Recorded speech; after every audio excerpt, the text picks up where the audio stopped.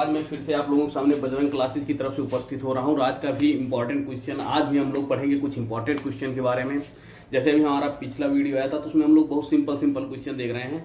अभी भी हम थोड़ा सिंपल क्वेश्चन देखेंगे, फिर आगे चल करके सिंपल से हार्ड की तरफ हम लोग चलते जाएंगे। अभी थोड़ा जिससे जो बच्चों का जिन बच्चों का जीके बहुत ज्यादा कमजोर है उनके लिए थोड़ा सा हम लोग प्रयास करते हैं कि उनका थोड़ा सुधर जाए, फिर आगे चलते हैं। फिर उसी के अनुसार से एसएससी, पीसीएस और टेट, सुपर टेट लेवल की तैयारी हम लोग करते हैं। तो आज हम आप लोगों को बताएंगे जैसे भारत की 5 सबसे लंबी नदियां कौन, उनको याद करने का ट्रिक बताएंगे।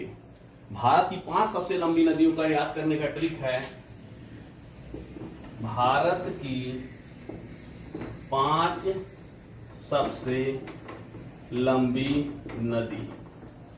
भारत की 5 सबसे लंबी नदी का याद करने का ट्रिक बताएंगे बेटा। वैसे आप लोग याद रखिएगा, भारत की 2 और नदियां हैं जो कि भारत से होकर के बहती हैं, लेकिन इनकी उत्पत्ति भारत में ना होकर के तिब्बत में होती है, जैसे ब्रह्मपुत्र और सिंधु नदी। इसलिए हम उनको भारत की नदी न मान करके ये मानते हैं कि केवल भारत से प्रवाहित होती है। मेन उनका प्रवाह, और भारत में उनका प्रवाह बहुत ज्यादा ना होता हुआ ज्यादा इनका प्रवाह चाइना में है, तो इसलिए हम इनको भारत की नदियां नहीं मानते हैं। तो ये ब्रह्मपुत्र और सिंधु नदी का अधिकतर प्रवाह तिब्बत में होने के कारण हम इनको भारत का नदियों में नहीं मानते हैं। भारत की नदियों में हम केवल उन्हीं को मानेंगे जिनकी उत्पत्ति भारत में होती है। और भारत की 5 सबसे लंबी नदियों का क्रम याद करने का क्रम है GGKYN। ये याद करने का ट्रिक है बेटा। भारत की 5 सबसे लंबी नदी, जी माने गंगा, गोदावरी, कावेरी, यमुना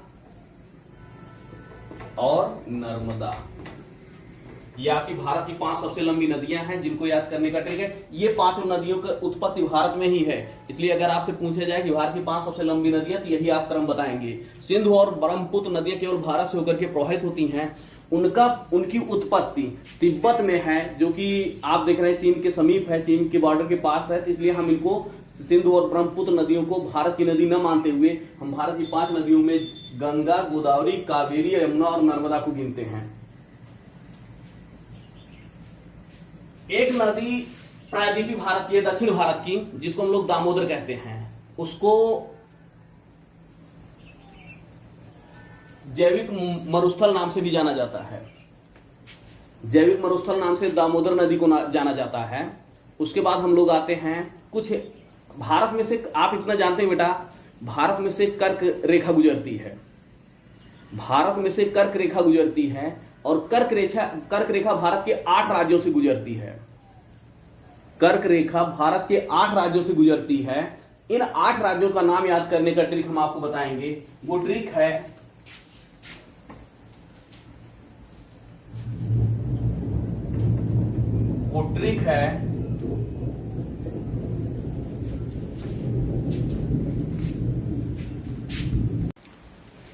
हाँ बेटा, तो हम लोग पढ़ रहे थे कि कर्क रेखा भारत के कितने राज्यों से गुजरती है। तो आपको पहले ये पता होना चाहिए कि कर्क रेखा भारत के 8 राज्यों से होकर गुजरती है। उन 8 राज्यों के नाम अगर आपको याद करना है, मैं आपको ट्रिक बता देता हूं।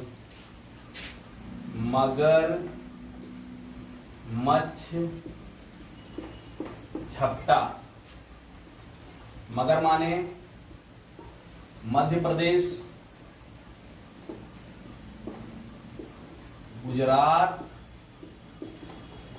राजस्थान,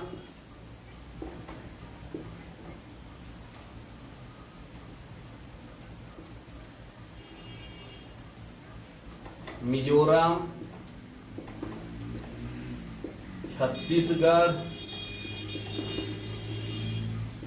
झारखंड, पश्चिम बंगाल, त्रिपुरा। बेटा, भारत के 8 राज्यों से होकर के कर्क रेखा गुजरती है। याद करने का ट्रिक है मगर, मच्छ, झपटा। मध्य प्रदेश, गुजरात, राजस्थान, मिजोरम, छत्तीसगढ़, झारखंड, पश्चिम बंगाल, त्रिपुरा। उसके बाद हम लोग पढ़ेंगे बेटा कि भारत के कितने राज्य ऐसे हैं जहां पर विधान परिषद पाई जाती है। विधान परिषद के राज्य,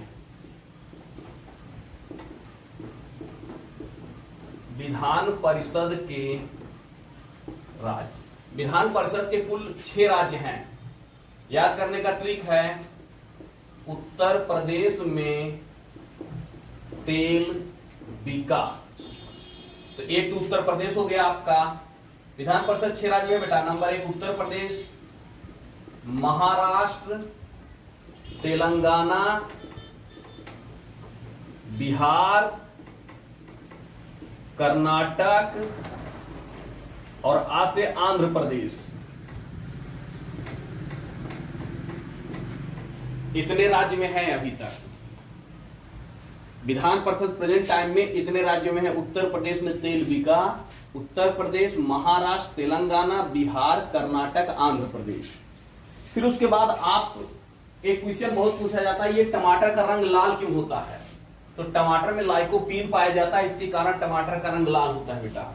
लाइकोपीन पाए जाने के कारण टमाटर का रंग लाल होता है। एक क्वेश्चन पूछा जाता है कि ये इंद्रधनुष क्यों बनता है बरसात के समय में? तो बरसात के समय में इंद्रधनुष बनने का कारण है अपवर्तन। ये अपवर्तन के कारण ही जो आपको इंद्रधनुष दिखाई देता है वो तो बनता है बेटा।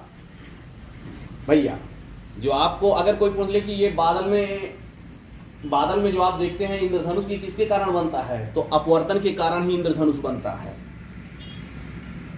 प्रकाश संश्लेषण क्या है? प्रकाश संश्लेषण एक ऐसी प्रक्रिया है जिसके द्वारा सभी पौधे अपना भोजन स्वयं बनाते हैं। प्रकाश संश्लेषण का आपको हम प्रकाश संश्लेषण के लिए याद रखिएगा, प्रकाश संश्लेषण वह प्रक्रिया है जिसके द्वारा सभी पेड़ पौधे अपना भोजन बनाते हैं। पौधों की पत्तियों में क्लोरोफिल पाया जाता है। पौधों की पत्तियों में क्लोरोफिल पाया जाता है जिसके कारण पत्तियों का रंग हरा होता है।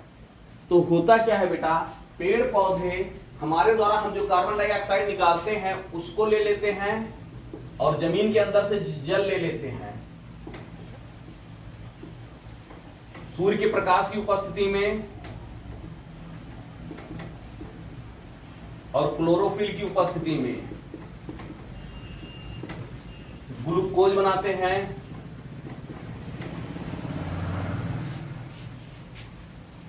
और आपका ऑक्सीजन गैस निकलती है।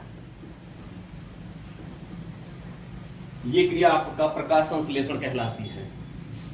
तो इतना क्लियर करते हैं बेटा, इसके आगे फिर हम लोग देखते हैं।